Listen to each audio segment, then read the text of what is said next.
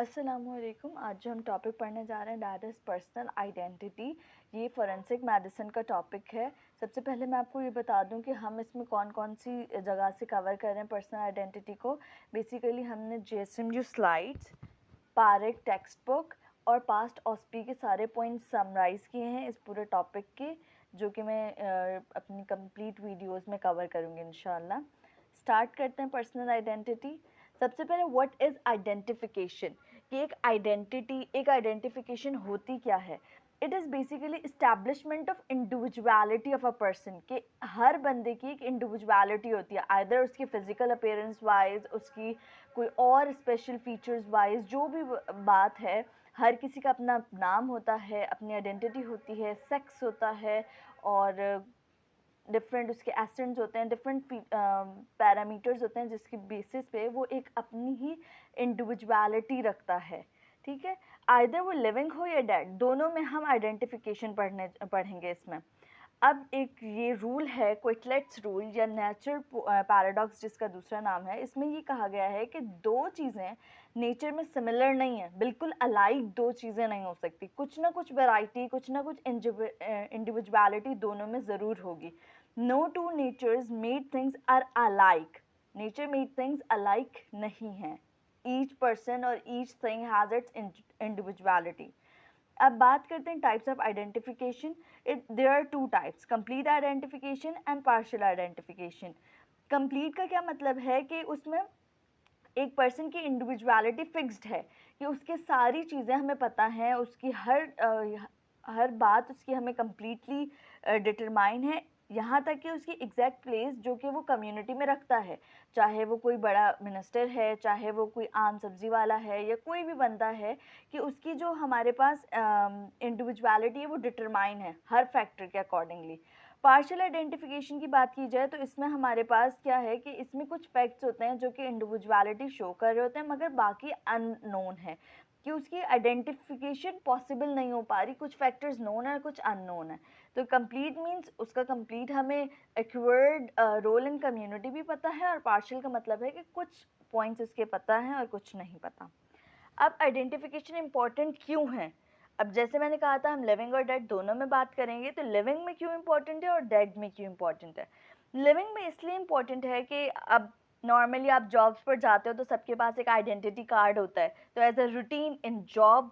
दूसरा कि अगर मैटरनिटी होम्स में मिक्सड अप हो जाते हैं बेबीज़, तो उसमें हमें ज़रूरत होती है, कोई ऐसा बंदा है जिसकी मेमोरी लॉस हो चुकी है, तो उसके पास उसका अपना आइडेंटिटी कार्ड होता है, या कुछ और उसके पास होता है जिसकी वजह से हम उसे आइडेंटिफाई कर सकते हैं।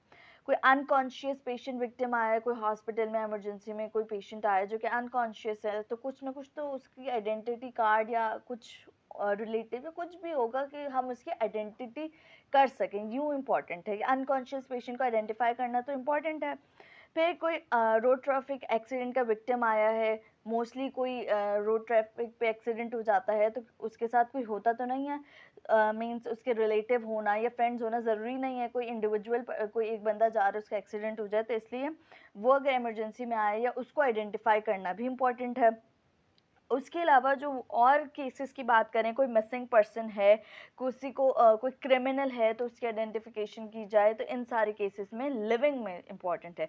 डेड की बात की जाए तो उसमें विक्टिम्स कौन कौन सी केसेस के विक्टिम्स, कोई क्रिमिनल एक्ट हुआ है, कोई हमारे पास फायर एक्सीडेंट हुआ है, कहीं आग लगी है उसकी उसमें किसी की डेथ हो गई तो उसको, कोई ब्लास्ट हुआ है एक्सप्लोजन, कोई बिल्डिंग कोलैप्स हुई है, कोई बिल्डिंग गिर गई है उसमें, कोई ट्रैवल एक्सीडेंट जैसे रेलवे एक्सीडेंट अक्सर हो जाते हैं अब तो, फायरवेज accident, road accident are the most common one, mass disaster, flood या अर्थक्वेक वगैरह। इन सब में जो डेड बॉडीज़ मिलती हैं तो उनकी आइडेंटिफिकेशन करना बहुत इंपॉर्टेंट है।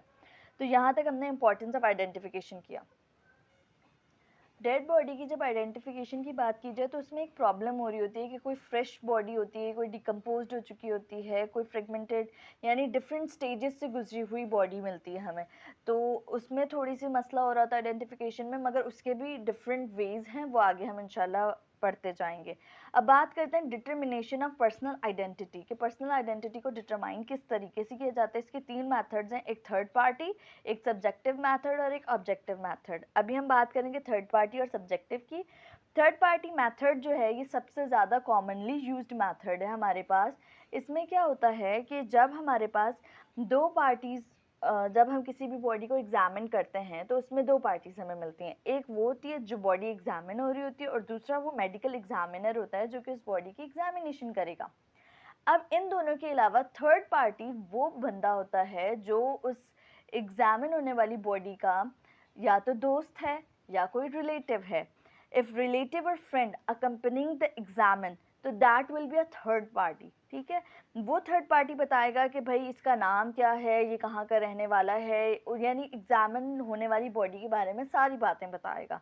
आइदर वो एज ए लिविंग आया है किसी रोड ट्रैफिक एक्सीडेंट में, या फिर वो एज ए डेड बॉडी आई है। दोनों सिचुएशंस में वो थर्ड पार्टी उस एग्जामिन होने वाली बॉडी की आइडेंटिफिकेशन बताएगी।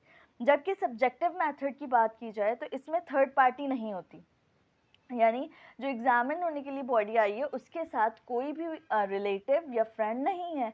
अब ये सारी जिम्मेदारी बनती है मेडिकल एग्जामिनर की कि वो डेटा कलेक्ट करे from the morphological appearance of the examine.